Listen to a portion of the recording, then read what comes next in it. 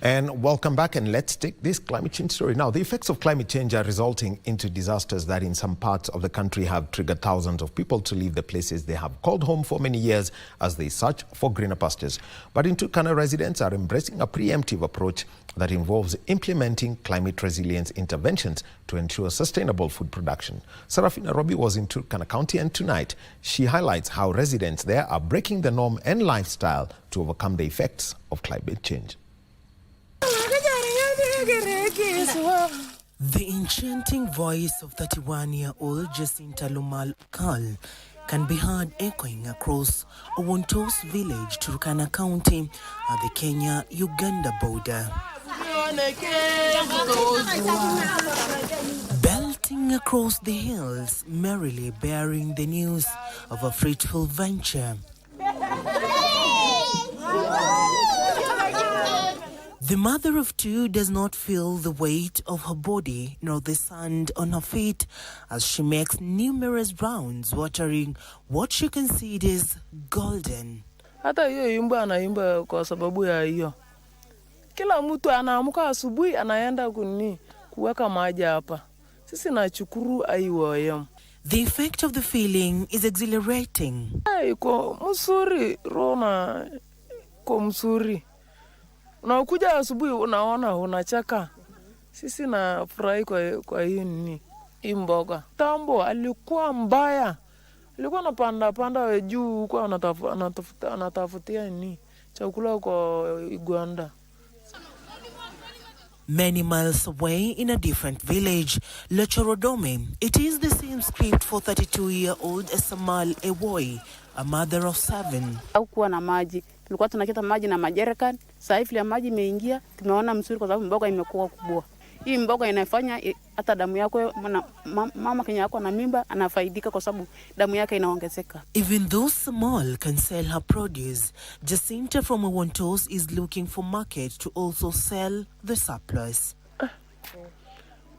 Amba mboga, wakati mboga na kuwa hivi kubwa, unaleta mtu ile ananunua. Mboga sasa hivi ile iko hata naweza shuna napeleka sokoni alafu napata chakula ingine kwa sababu nimepata mboga ni mingi. 6 months ago, these were virgin lands, barren with no crops, having undergone 5 years of severe drought, leaving the residents to the effects of climate change. In collaboration with the county government, the International Organization for Migration and its implementing partners came up with this climate resilience intervention. We started with a flow monitoring to get to understand the impact of climate change, and we noted more than 500,000 people were displaced.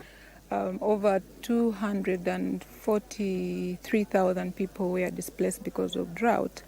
And shortly after that, before recovering from drought, we had El Nino. And what we're witnessing is communities losing their traditional livelihoods.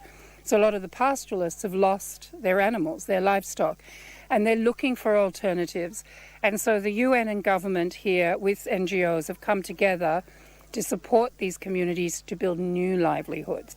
And maybe one of the way forward is to combine the tools and our skills of international partners, Kenyan government, county government, in order to address it more effectively. Also trying to look at what is viable technology to ensure that in areas, especially here in Turkana West in Nasinyano, where the water is highly saline, that technology that would use to reduce or do defluoridation.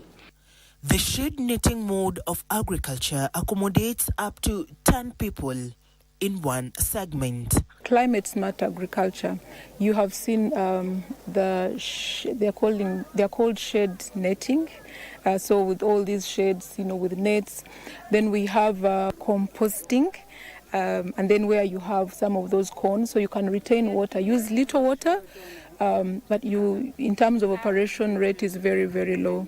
Then we have the drip irrigation, where you have little amount of water, but is being used to irrigate a lot of vegetation around. Aside from this is the making of non-carbonized smokeless briquettes from invasive species such as Prosophis juliflora. Hii miti inaitwa marenge ya ndio tunasema algorop. Sasa sisi tunakata madhenge, tunakatakata alafu tunachoma kwa jiko yetu ya kawaida. Steki yetu ya kawaida. Alafu tunatoa, tunamwagia tena mchanga ili ipoe. Baada ya kupoa tunatoa sasa ikiwa hivi. Tayari uji imeshaiva, tunaleta tunachanganya uji na hii bracket. Alafu sasa tunakoroga, alafu tunaanza sasa kuunda makaa. Even as this progresses, so are frameworks on climate and migration of people, such as the Kampala Declaration. A framework was put in place, which was called the Kampala Declaration on Climate, Migration, Environment and Climate Change. That during the African Climate Summit, I'm glad to mention that this was expanded from just Eastern Horn of Africa to the entire continent. This comes as International Organization for Migrations calls for more collaboration to ensure more climate resilience programs are adopted. We managed to get this funding from the US government, Population of Refugees and Migration PRM, the Bureau of Population, Refugees and Migration PRM, who have been funding this initiative. But this will definitely come to an end. So we are calling upon different development partners, the stakeholders. If we want to be more sustainable in building resilience among the communities, we need more resources, we need more funding to scale up some of these initiatives, not just here in Turkana County, but in several other counties within the arid and semi-arid lands of Kenya.